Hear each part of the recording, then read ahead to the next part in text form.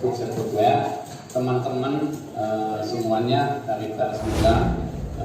Terima kasih sudah hadir di acara launching kolaborasi sepatu antar brand Footstep Footwear dan Kakak Basic. Senang sekali semuanya bisa hadir dan senang sekali akhirnya bisa terjadi kolaborasi ini yang sebenarnya sudah direncanakan kurang lebih 3 tahun ya. 3 tahun. Ada beberapa hambatan. Pas itu ada cedera yang menjadi hambatan, kemarin sempat COVID yang menjadi hambatan. Jadi akhirnya saya senang dan juga bangga bisa berkolaborasi sepatu dengan Footstep Footwear yang memang udah terkenal dan udah bernama terutama di Bandung ini. Dan saya yakin juga teman-teman semua bakal suka sepatunya. Saya sendiri udah pakai. Ini sebenarnya belum pakai untuk tanggalan, tapi sepatu ini sebenarnya kan special edition dari model Fusion ini. Jadi kita bikin emang special edition hanya 350 pasang dan semoga semua teman-teman suka dengan sepatunya dan mudah-mudahan bersukses. Kepada Bapak Silakan.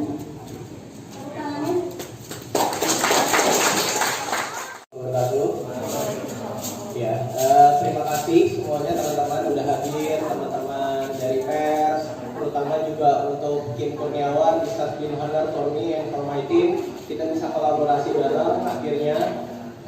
Terus dari teman-teman Footstep juga, teman-teman dari brand, teman-teman dari influencer, udah bisa hadir semuanya dan kita bisa berkumpul di hari yang bahagia ini. Memang sekarang tuh kondisi lagi pandemi ya, kita lagi diterpa COVID, jadi memang di sini kita bisa saling jaga jarak ya teman-teman, tetap jaga jarak, terus masker tetap digunakan karena kita memang ini sesuatu acara yang sudah kita tunggu-tunggu dengan acara yang sederhana tapi hikmat gitu ya Kim ya. Yang penting teman-teman harus jaga jarak dan terus jaga kesehatannya. Selanjutnya sih saya berharap dengan kolaborasi ini Indonesia khususnya di perekonomian di lokal brand itu jauh lebih baik sih menurut saya, karena ini salah satu kolaborasi mungkin yang cukup unik menurut saya ini. Kenapa saya bilang cukup unik? Di mana perjalanannya sudah long time story bro, jadi kita udah kenal hampir 4 tahun mungkin ya, 4 tahun jalan gitu ya. Awal mulanya Kim itu masih itu dulu sih. Udah ya, udah. Saya belum nikah kan, belum nikah ya. Akhirnya sekarang sudah menikah, alhamdulillah, dan bentar lagi juga kita tunggu-tunggu nih. Kim bentar lagi jadi father ya, jadi ya Kim ya. Kita doakan semuanya teman-teman di sini supaya Kim juga dan Elisa diberi kelancaran. Paling dari aku gitu, semoga teman-teman di sini enjoy, teman-teman juga bisa menikmati acaranya. Paling gitu. Itu ya seperti aku bilang 2,5 minggu dengan cedera yang sebenarnya nggak ringan ini, saya masih latihan dan lain-lain, cuman ya seperti tadi aku bilang dan tanpa mengetahui sebenarnya ini sakitnya apa gitu. Setelah udah mengetahui sakitnya apa kan di lapangan pun nggak terlihat kan, karena emang disuruh istirahat di rumah. Untuk saya itu susah karena walaupun sebenarnya istirahat di rumah seperti kemarin beberapa bulan ya saya olahraga sendiri gitu. Nah, uniknya atau susahnya cedera di punggung adalah karena semuanya itu connect di punggung. Jadi kemarin saya sakit di kaki ya, untuk atasnya saya sebenarnya bisa latihan gitu. Tapi karena ini semuanya terhubung, nafas pun awal-awal itu saya nafas dalam gitu itu sakit gitu. Tapi sekarang udah enakan, udah mendingan karena emang 2 minggu emang saya memaksakan diri dan emang fokus untuk ya udah gerak sedikit mungkin, lebih enak stay di rumah karena misalnya saya setiap hari ke sana kemari ke lapangan dan lain-lain, walaupun nggak bisa apa-apa tapi tetap aktivitas dia menghambat proses pemulihan. Jadi untuk sekarang saya cukup senang dengan proses yang udah dilewati, sehingga optimis minggu depan bisa mulai latihan. Seminggu lagi nih liga udah mulai. Saya basket away ke Bantul ya, lawan Makassar. Gimana persiapan tim? Kesiapan tim luar biasa. Saya pikir kalau saya kurang tahu yang tim-tim lain sih, cuman dari kesiapan saya pikir kita bisa dibilang tim yang cukup siap ya. Kita pertandingan pertama lawan PSM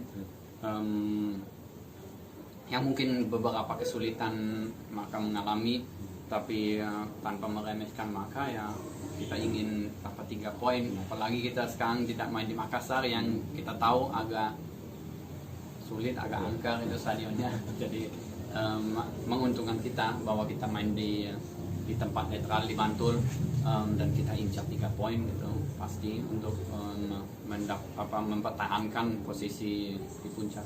Harus menggunakan bis gitu ke Bantul, apalagi nanti kalau ke Madura mau pemanasan gitu ya. Gimana sih? Ya cukup disayangkan menurut saya sih, jadwalnya padat, kita harus menggunakan bis. Kalau ke Bantul saya Makassar masih oke lah, soalnya ada 2 pilihan. Kalau ke Bantul kan ada 2 pilihan, antara naik bis atau naik Wings Air yang agak goyang-goyang juga gitu. Jadi untuk ke Jogja atau ke Bantul itu buat saya mah nggak terlalu ada masalah. Cuman kalau ke Jawa Timur, ke Malang, ke Surabaya, Madura itu cukup melelahkan sih, jadi di atas 12 jam di dalam bis. Tidak gampang. Jadi tim pelatih juga udah menyiapkan strategi untuk recovery, karena kita tahu jadwalnya sangat padat dengan banyak traveling seperti itu. Tidak gampang untuk kondisi pemain, tapi mau gimana lagi gitu kan, memang udah seperti ini, dan kita tentunya pemain terima apa adanya. Dan kalau udah masuk lapangan, saya pikir semuanya pikir sama dengan saya, kita kasih 100%. Mau itu kita udah menjalani perjalanan 20 jam, 30 jam ya sama aja. Kalau udah di lapangan hijau ya kita main bola, dan itu yang kita cintai, jadi nggak ada alasan gitu. Saya suka kalau kita menjadikan itu untuk alasan, karena semuanya sama aja, bukannya hanya Persib yang menggunakan bis. Kim punya pengalaman melalui jalan darat yang begitu lama, di atas 10 jam gitu, atau minimal 10 jam. Pernah punya pengalaman nggak saat bertanding? Baik di sini atau waktu masih di Jerman? Aduh, waktu di Jerman ya 10 jam udah sampai mana? Gak ada pengalaman berarti ya? Wah, ada paling ya sama Dengan Persema SMA dulu. Ada dulu klub apa itu? Rembang. Pasti ke Rembang. Ya itu kan, itu cukup jauh itu, tapi nggak sampai 10 jam sih itu. Yang Persib itu paling lama itu ke yang kita main Piala itu, Cilacap itu paling berapa jam itu? Deket di Cilacap lah. 7 jam lah. 6 jam lah lebih nggak. Tapi ya, di atas 10 jam aku belum pernah. Dan cukup menantang kalau menurut saya, karena walaupun kita naik bis biasanya kan istirahat dan lain-lain. Nah sekarang COVID, kita istirahat pun pasti nggak bisa jalan-jalan atau apapun ya, nggak bisa, pasti harus di dalam bis kan. Jadi cukup sulit, tapi ya aku bilang gimana lagi, emang pastinya lebih enak naik pesawat sih. Tapi Kim, apa yang ada di pikiran Kim ketika regulasi regulasi standar harus pakai bis? Apa yang ada di pikiran Kim selain capek fisik terkuras gitu? apa ya, sebenarnya ya Sempat lebih- marah, kenapa sih begini gitu? Kaget mah enggak, saya udah beberapa tahun di Indonesia, di sini mah nggak ada yang bisa mengagetkan lagi. jadi mungkin untuk yang baru gabung ke Indo mah, aduh sekarang 12 jam, 15 jam itu saya bisa pulang ke negara saya gitu mungkin. Tapi saya udah lama di sini, yang sebenarnya yang ada di pikiran saya saat dengar itu, apalagi kan istri lagi hamil ya, itu sih sebenarnya lagi aduh, apalagi kalau kita jauh bisa mungkin kita traveling 1 hari sebelum yang seharusnya, karena kan saking jauhnya gitu. Jadi lebih ke arah aduh, lama jauh dari keluarga, sebenarnya lebih ke situ, bukan masalah capek. Saya merasa walaupun udah 30 tahun saya masih muda, dan orang yang lebih tua aja jam-jam di bis, masa saya bisa bilang orang muda nggak bisa gitu. Jadi bukan masalah itu, tapi lebih ke masalah waktunya sih, lebih masalah waktunya yang bisa dibilang kebuang gitu di dalam bis kan. Saya belum bisa ngebayangin untuk katakanlah sekali kita travel